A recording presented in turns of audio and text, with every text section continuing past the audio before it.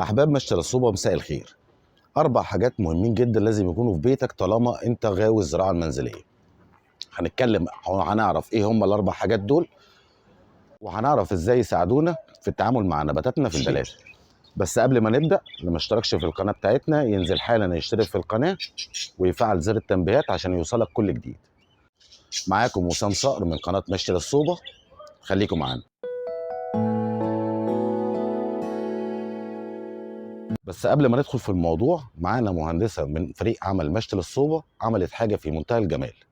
زودت زرعنا جمال بخامات بسيطة واقتصادية. في 3 دقايق بس معاكم المهندسة أسماء مدحت هتوريكم هي عملت إيه. مساء الخير، معاكم مهندسة أسماء من فريق عمل مشتل الصوبة. في الفترة الأخيرة لاحظنا ارتفاع أسعار البوتات الملونة، بالإضافة إنها ما كانتش بتبقى أحسن حاجة مع النبات بتاعنا، ما بتبينلوش قيمته. فابتدينا نفكر في بديل يكون سعر كويس ويدي قيمة للنبات بتاعنا ويبان شكله حلو. ابتدينا نفكر في خامات وماتيريال تكون شكلها شيك وتدي قيمة للنبات بتاعنا وسعرها على قد الإيد. فنزلنا ودعبسنا كده علشان نلاقي حاجة كويسة تليق بأحباب مشتل الصوبة، وابتدينا ننفذ فعلا فيها ان احنا ابتدينا نجيب ماتيريال. فابتدينا نجيب خيوط سهله في التنظيف، شكلها كويس، بتدي شياكه للبوت بتاعنا، ونشتغل على بوت اسود بحيث ان احنا التكلفه الكبيره اللي هندفعها في بوت ملون احيانا ما بيبقاش على ذوقنا، لا احنا ممكن ندفعها هي في بوت كويس بالنسبه لنا ويدي شياكه ومنظر تاني للنبات بتاعنا. فبنبتدي نشتغل على البوت بتاعنا بالالوان اللي احنا عايزينها، بالتصميم اللي احنا عايزينه، باي تدريجه الوان موجوده عندنا، وبقينا بنعمل كمان الهنجات بشكل تاني ومميز وجميل بحيث ان احنا نبقى عندنا اوبشنات مش موجوده عند اي حد. وبعدين ابتدينا نفكر ونطور ان لا احنا مش عايزين بس الهنج هو اللي يبقى متعلق، احنا كمان ممكن نعلق اي نبات غير النباتات المتهدله في بوت عادي برضو علشان يبقى مناسب معانا لاحتياجاتنا وذوقنا ويبقى حاجه مميزه احنا منفردين بيها. ميزه كمان معانا ان التعليقه اللي احنا عاملينها دي ريموفبل، فانا اقدر استخدم البوت بتاعي من غيرها او بيها، فانا بقى عندي اوبشن ان انا اعمله. وبرضو الميزه ان انا هقدر انفذ اي تصميم انا عايزاه باي مقاس انا عايزاه على حسب ما هو يناسب البيت بتاعي، من مقاس 14 الصغنن الحلو ده لمقاس 25 و30 من غير اي مشكله. شكرا يا باشمهندسة على العرض الجميل اللي انت عملته. رجعنا لكم تاني. احنا قلنا ان في 4 حاجات مهمين جدا للزراعة المنزلية ولازم يبقوا عندنا في كل بيت. اول حاجة واهم حاجة هي الاسمدة، واحنا عملنا فيديو كبير جدا ومهم جدا جدا جدا عن موضوع التسميد والاسمدة، وهسيب لكم اللينك بتاعه في الديسكريبشن تحت. ودي كده هنتكلم بسرعه طبعا عشان وقت الفيديو ما يبقاش طويل. الحاجه التانية ودي حاجه من اهم الحاجات اللي لازم تبقى عندنا في البيت هي المبيد الفطري. المبيد الفطري ده لازم يبقى موجود عندنا، ومبيد كويس، نوع من انواع المبيدات الكويسه. المبيد الفطري، المبيد الحشري، الاحماض الامينيه. ال3 حاجات دول هنقول استخداماتهم ايه بحيث ان احنا نرش وقائي ما يبقاش عندنا لا فطر ولا حشره، ويبقى النبات عندنا قوي ويستحمل اي صدمات ممكن يتعرض لها. هنحط سيستم كده مع بعض، ولو عملناه ان شاء الله رب العالمين نباتاتنا هتبقى في منتهى الجمال والروعه. احنا لازم كل شهر نرش رشه وقائي فطري علشان نضمن بعد كده ان نباتاتنا ما يبقاش فيها امراض فطريه خالص. هنرش بالتبادل معاه المبيد الحشري، يعني عندنا رشه مبيد فطري ورشه مبيد حشري، يعني شهر مبيد فطري، الشهر التاني مبيد حشري. وبالطريقه دي هنضمن ان نباتاتنا ما يبقاش فيها اي امراض فطريه واي امراض حشريه. هنتكلم دلوقتي على عنصر مهم جدا هي الاحماض الامينيه. الاحماض الامينيه سلاح ذو حدين، ممكن يخلي لك نباتك في منتهى الجمال وممكن يخلي النبات ينهار على طول. ازاي نستخدم الاحماض الامينيه بحيث انها تبقى مفيده للنبات ما يبقاش مضر للنبات؟ خلينا نقول معلومه مهمه جدا، ان الاحماض الامينيه هو غذاء كامل لاي فطر عندك في البيت. يعني ايه؟ يعني انا لو رشيت نبات فيه امراض، اي نوع من انواع الامراض الفطريه، بالاحماض الامينيه، النبات هينهار فورا. انا بحول الفطر لعملاق ياكل بسرعه جدا جدا النبات.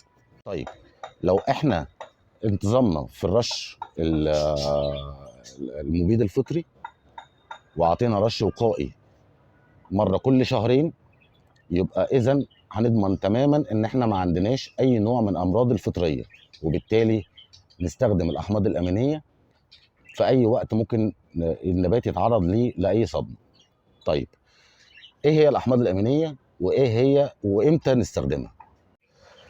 الاحماض الامينيه لها فايده كبيره جدا للنبات. اولا هي بتمتص اي صدمه للنبات. يعني ايه؟